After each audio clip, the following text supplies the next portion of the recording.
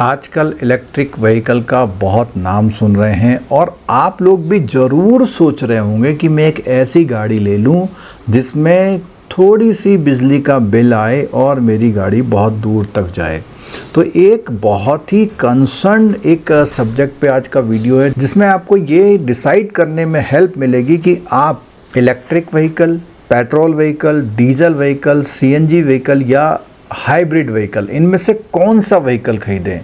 तो कार जो है लगभग हर कोई भी जो भी सर्विस क्लास है या कोई छोटा मोटा बिजनेस भी करता है तो कार तो सबके घर में आजकल है ही। ये वीडियो उन लोगों के लिए बहुत यूजफुल होने वाला जो आने वाले 1 साल में कोई भी गाड़ी बदलना चाह रहे हैं या कोई कार नई खरीदना चाह रहे हैं। स्कूटी के लिए वीडियो मैं अलग से बनाऊंगा। दोस्तों इसमें बहुत रिसर्च करी है और अपने जो ड्राइविंग एक्सपीरियंस को लेकर के जिसमें डीजल और इलेक्ट्रिक और आपका पेट्रोल की गाड़ियों को चला के जो एक्सपीरियंस है उसको भी शामिल करते हुए ये वीडियो बनाया और आपको बहुत आसानी से ये डिसाइड करने में हेल्प मिलेगी कि आप इलेक्ट्रिक लें या ना लें। तो मैंने जो ये एनालिसिस किया हुआ है उसकी कॉस्टिंग पे किया हुआ है कि एक्चुअली क्या होता है, हम दूसरे की बात सुनते हैं और गाड़ी लेना डिसाइड कर लेते। तो गाड़ी अगर आपको लेनी है तो कुछ चीज़ों को ध्यान में रखना होगा, जैसे आपका यूज कितना है गाड़ी का, आपका यूज किस तरह का है, आपकी गाड़ी कितने लोग इस्तेमाल करते हैं, आप कितनी डिस्टेंस तक डेली ट्रैवल करते हैं, आपका ईयरली ट्रैवल क्या है, आप जब ट्रैवल करते हैं तो खुद ड्राइव करते हैं या ड्राइवर रखते हैं, फ्रीक्वेंटली ट्रैवल करते हैं या कभी कभी करते हैं, लॉन्ग ट्रैवल करते हैं या छोटा ट्रैवल करते हैं।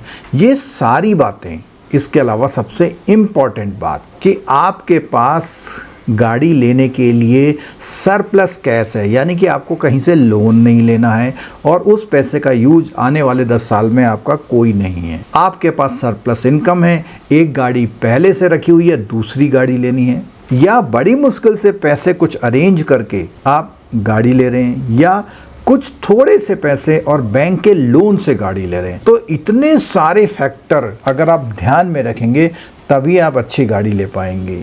क्योंकि गाड़ी लेने का शौक़ एक तो ये होता है कि दूसरे ने कहा, लोग क्या कहेंगे, इस तरह लेते हैं। एक लेते हैं आपकी क्षमता, आपकी ज़रूरत, आपकी हैसियत, आपकी रिक्वायरमेंट और आप उसे कैसे इस्तेमाल करेंगे, इन बातों पर है।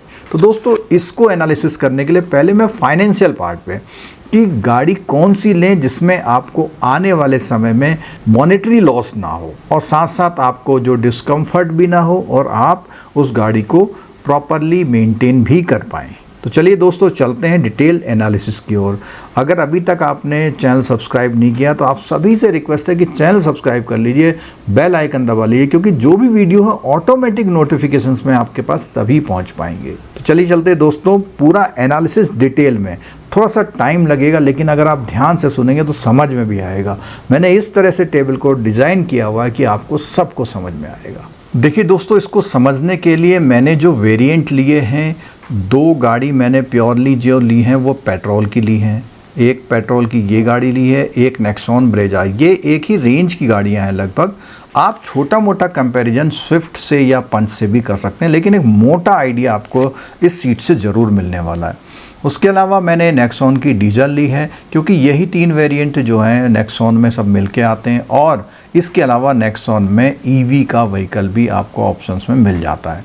ब्रेजा भी ली है, सीएनजी वाली ब्रेजा ली है और ग्रैंड विटारा जो हाइब्रिड में आती है वो भी ली है। तो इस समय यही जो है 5 तरह की गाड़ियां बाज़ार में दिखती हैं जिसमें आप डिसाइड करना होता है मॉडल। इस रेंज अगर आप क्या कर सकते हैं, छोटा रेंज में भी आ सकते हैं। अगर आप पंच स्विफ्ट के रेंज में आते हैं, एक्सेंट के रेंज में आते हैं तो उससे भी काम चला सकते हैं। आप इससे हायर भी जा सकते हैं, लेकिन एक आइडिया ज़रूर दे देगा। तो देखिए इसमें एक टेंटेटिव कॉस्ट, हमने जो गाड़ी की प्राइस है वो लिखी हुई है।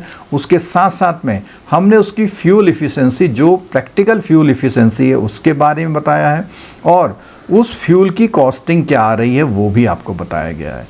उसके अलावा हमने इसमें बात करी है दोस्तों कि रेंज जो माइलेज देती है वो गाड़ी, वो लगभग जब हम माइलेज की बात करते हैं तो उसकी कॉस्टिंग क्या आती है।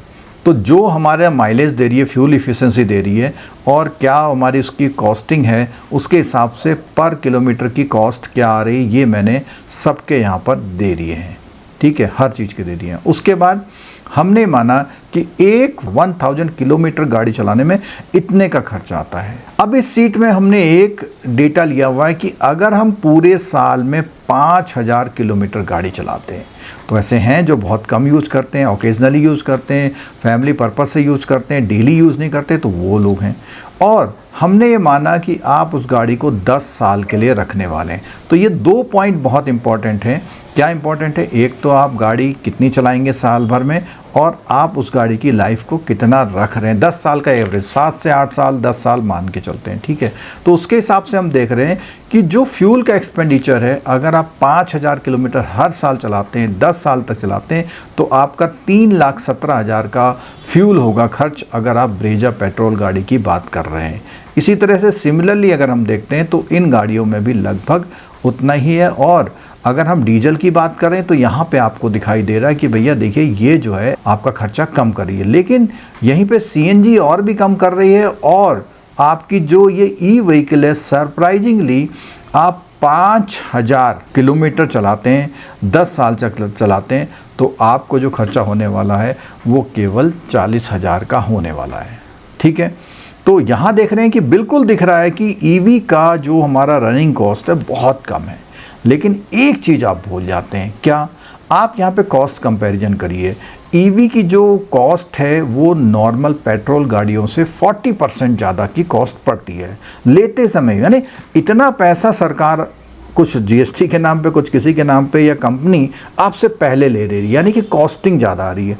अब उतने पैसे को अगर आप ज़्यादा दे करके ध्यान रख के कैलकुलेट करेंगे तो आपको सही पिक्चर समझ में आएगी। तो यहाँ पे साफ साफ दिखाई दे रहा है कि जब हम अमाउंट को हम ये मानते हैं एक मोटे तौर पर एक बैंक का इंटरेस्ट। देखो, अगर आपके पास सरप्लस भी है, अगर आप सरप्लस भी है तो अगर आप उसे बैंक में रखते तो आपको रिटर्न मिलता 6-7% मिलता, लेकिन लोन का रेट 9-10% के हिसाब से बना रहे हैं। थोड़ा बहुत 19-20 का फ़र्क हो सकता है, लेकिन आपको आइडिया पूरा दे देगा। तो अगर हम इस गाड़ी को 10 साल रखते हैं तो हमें जो इसमें पर लाख इंटरेस्ट पड़ता है वो 58,000 पड़ता है। तो इस तरह से देख रहेंगे 10 साल में 5,80,000 का आप इंटरेस्ट दे सकते हैं। दोस्तों, इसको कैलकुलेट करने के लिए मैंने एक सीट का यूज़ किया है। ये कैलकुलेशन सीट है जिसमें हम अमाउंट भरते हैं और रेट ऑफ इंटरेस्ट और टाइम भरते हैं। 10 साल का भर दिया तो यहाँ पर ये बता देता है कि जो आपका इंटरेस्ट है वो टोटल इंटरेस्ट 58,000 1 लाख पर बन रहा है, ठीक है। तो इसीलिए मैंने वहाँ पर कितना लिया, 58,000 ले लिया है। तो इस तरह देखते हैं कि जो पूरे 10 सालों में आप इतना इतना इतना इंटरेस्ट हर गाड़ी पर कितना कितना देंगे, ये बिल्कुल साफ क्लियर हो गया है।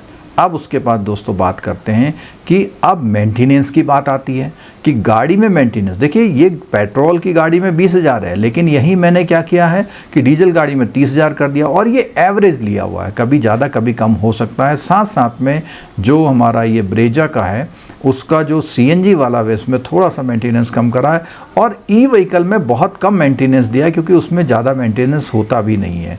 और यहाँ पे हाइब्रिड में भी 15,000 का मेंटेनेंस हमने यहाँ पर दिया हुआ है। तो जब हम हर साल मेंटेनेंस करेंगे तो भी हमें उस 10 सालों में जो खर्चा बनेगा वो भी मैंने यहाँ दे दिया। यानी ये जो पूरे खर्चे दिखाई दिए हैं ये ड्यूरिंग 10 ईयर गाड़ी रखते हैं तो इतना मेंटेनेंस में देना पड़ेगा। अब दोस्तों बात आती, इंश्योरेंस भी देना पड़ता है। तो इंश्योरेंस का भी एक टेंटेटिव, देखो शुरू में ज़्यादा होता है, लास्ट में कम होता, तो एवरेज लेके रखा हुआ है। डीजल की गाड़ी में थोड़ा सा ज़्यादा किया हुआ है, और इस तरह से हमने इंश्योरेंस का भी यहाँ पर दे दिया। अब इंश्योरेंस का भी दे दिया तो पूरे साल का इंश्योरेंस का खर्चा भी निकल आया। साथ साथ एक खर्चा बहुत है कि अगर गाड़ी आप चलाएंगे तो गाड़ी में डेप्रिसिएशन होगा, और डेप्रिसिएशन के लिए भी मैंने कैलकुलेशन करी है। आप इस सीट में देखिए, इसमें पूरी डेप्रिसिएशन की कैलकुलेशन है। क्या कैलकुलेशन है इसमें कैलकुलेशन ये हो रखी है कि अगर 1 लाख की गाड़ी है, 15% का डेप्रिसिएशन लगाते हैं तो पहली बार इतना लगेगा, फिर माइनस होकर फिर दूसरी बार इतना। इस तरह से 10 साल में जो डेप्रिसिएशन लगेगा आपकी गाड़ी में वो 1 लाख पे 80,000 के आसपास लगता है। तो 1 लाख पे 80,000 लगता है। अगर हम बात करें उस हिसाब से देखा जाए तो डेप्रिसिएशन जो है इसका ये पूरा यहाँ पर हमने हर गाड़ी पे लगभग एक टेंटेटिव 80,000 का डेप्रिसिएशन है। पूरे ड्यूरिंग द लाइफ इतना डेप्रिसिएशन होगा। देखिए, एक बात आपको बता दें कि हमने ईवी व्हीकल को अलग कलर से किया क्योंकि कंपैरिजन हमें ईवी से ही ज़्यादा करना है। तो दोस्तों, जैसा मैंने बताया कि हम लोग जब मेंटेनेंस की बात कर रहे थे तो मेंटेनेंस में हमने ईवी व्हीकल पे मेंटेनेंस बहुत ज़्यादा दिखाया है। क्यों दिखाया है बहुत ज़्यादा? क्योंकि अगर आप थोड़ा सा एक्सेल जानते हैं और एक्सेल के अकॉर्डिंग आप फार्मूला लगाना जानते हैं, तो उसके अकॉर्डिंग अगर आप देखेंगे तो इस फार्मूले में हमने किस तरह से यूज किया हुआ है, इस फार्मूले को हमने कैसे यूज किया हुआ। देखो इसमें फार्मूले में हम लोग क्या यूज किया कि जब हम गाड़ी ले रहे हैं तो गाड़ी के कुछ समय बाद यहाँ पर आप फार्मूला देखिए, यहाँ फार्मूले में आपको उस वैल्यू का 50% हमने एक एडिशन दिया हुआ है।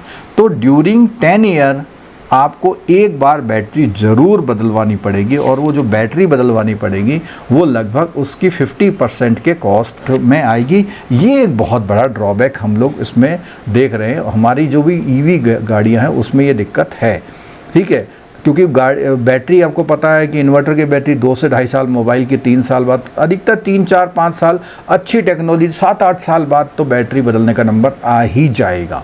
तो उसके अकॉर्डिंग अगर हम देख रहे हैं तो यहाँ पर हमने मेंटेनेंस कॉस्ट इसमें बहुत ज़्यादा दे रखी है। उसका लॉजिक मैंने आपको बता दिया। उसके अलावा फिर इंश्योरेंस की कॉस्टिंग हो गई, मेंटेनेंस हो गया, इंश्योरेंस हो गया, और डेप्रीशिएशन में भी अमाउंट, क्योंकि इसकी वैल्यू ज़्यादा है तो डेप्रीशिएशन भी जो होगा उसमें ज़्यादा होगा, ठीक है। क्योंकि इसमें गाड़ी में इंजन वगैरह तो कुछ है नहीं, बैटरीज हैं, और बैटरी का डेप्रीशिएशन हायर रेट पर भी होता है। तो उसके अकॉर्डिंग अब आती है बात दोस्तों एनालिसिस की। अब आप देखिए, इस एनालिसिस को ध्यान से देखिएगा, पूरी कॉस्टिंग का एनालिसिस मैंने 1 by 1 किया हुआ है। अब दोस्तों देखिए, अगर आप पेट्रोल का व्हीकल लेते हैं, चाहे ब्रेजा या नेक्सॉन, जिसकी कीमत लगभग 10 लाख रुपए है, तो 10 साल के अंदर अगर आप सिर्फ 5000 किलोमीटर पर ईयर चलाते हैं तो आपको 20 लाख के आसपास के एक्सपेंसेस पड़ते हैं, और आपकी 10 साल बाद गाड़ी की वैल्यू लगभग 2 लाख रुपए हो जाती है। लेकिन यहाँ सरप्राइजिंगली अगर आप देखेंगे, ईवी व्हीकल की कॉस्टिंग 10 साल में 29 लाख रुपए आ रही है दोस्तों।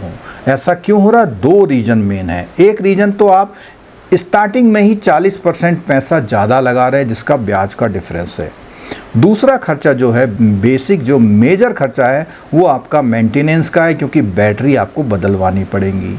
तो इन 2 खर्चों की वजह से तो आप खुद समझ सकते हैं, अगर आप गाड़ी 5000 किलोमीटर चलाते हैं और 10 साल तक चलाते हैं तो आपको लगभग 9 लाख रुपए ज़्यादा पड़ रहे हैं, ठीक है। यहीं पे अगर यही गाड़ी आप 15 साल चला ले, मान लिया अगर आप 15 साल चलाते हैं तो 15 साल में क्या इफ़ेक्ट पड़ता है वो भी देख लेते हैं दोस्तों।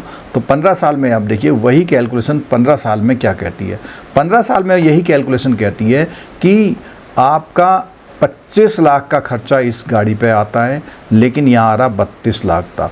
यानी अगर आप ज़्यादा चला नहीं रहे हैं गाड़ी आप ज़्यादा नहीं चला रहे हैं और कंपैरिजन कर रहे हैं, तो उस हिसाब से आप देख रहे हैं कि गाड़ी आप कम चलाने में बहुत कुछ अच्छा डिसीजन नहीं है कि आप ईवी लें, क्योंकि उससे कुछ ड्रॉबैक में, कुछ अच्छाइयाँ भी हैं, कुछ ड्रॉबैक में। तो 5000 चलाने में 10 साल चलाएं, 15 साल चलाएं, 10 साल में लगभग आपको ये डिफरेंस 9 लाख का है, और यही डिफरेंस लगभग 7 लाख का भी है। तो ये मेरा जो भी कैलकुलेशन था, ये दोस्तों कैलकुलेशन था बेस्ड ऑन 5000 किलोमीटर की रनिंग पे। अब दोस्तों थोड़ा सा आगे बढ़ते हैं और रनिंग बढ़ा देते हैं अपनी 5 से 10,000। तो यहाँ पर आपको थोड़ा लॉजिकली समझ में आएगा कि जब आप गाड़ी 10,000 पर एनम चलाने वाले हैं, ये आपको आइडिया लग जाता। पुरानी गाड़ी कितने साल रखी, कितने साल चली, एक आइडिया लग जाता।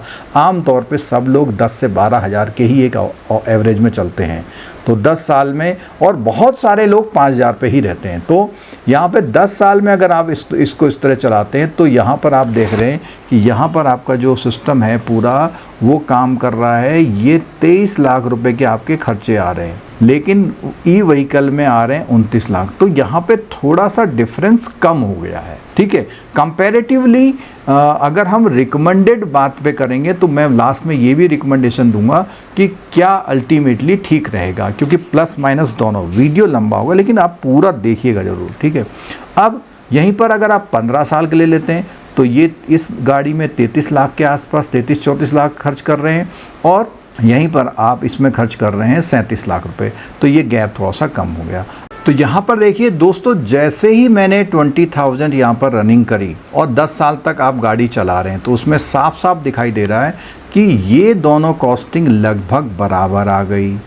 ठीक है, अब बराबर आ गई, ये तो फाइनेंशियल मैटर है, और क्या चीज़ डिफरेंस वो भी बताऊंगा। लेकिन अगर आप 15 साल चला रहे हैं तो वहाँ पर आप देख रहे हैं कि आपको पेट्रोल की गाड़ियाँ महंगी पड़ने लग गई, इवन डीजल की भी महंगी पड़ रही है, और यहाँ पर ये पड़ रही। तो हम देख पा रहे हैं कि जो सीएनजी का वेरिएंट है यहाँ पर बेनिफिटेड है, यहाँ पर भी बेनिफिटेड है, और ऊपर वाले केसेस में जब हम जा रहे थे तो सीएनजी का थोड़ा सा कॉस्टिंग बढ़ता ही है। आपको पता है सीएनजी जो है लगभग सभी जगह थोड़ा थोड़ा जो है कॉस्टिंग में बेनिफिट दे रही है। सीएनजी की गाड़ी हर जगह लगभग बेनिफिट दे रही है। अब उसको दिल्ली जाने का भी है, ये भी है, थोड़ी सी कॉस्टिंग बढ़ती है यहाँ पर। ठीक है, अब बात आती है कि अब हम अल्टीमेटली कौन सा व्हीकल लें। तो कौन सा व्हीकल लें, अगर हम इनिशियल स्टेज में देख रहे हैं तो हमें जो ईवी और जो ये हाइब्रिड है, हाइब्रिड और ईवी लगभग एक ही से कॉस्ट के पड़ रहे हैं, लेकिन उसके कुछ बेनिफिट हैं।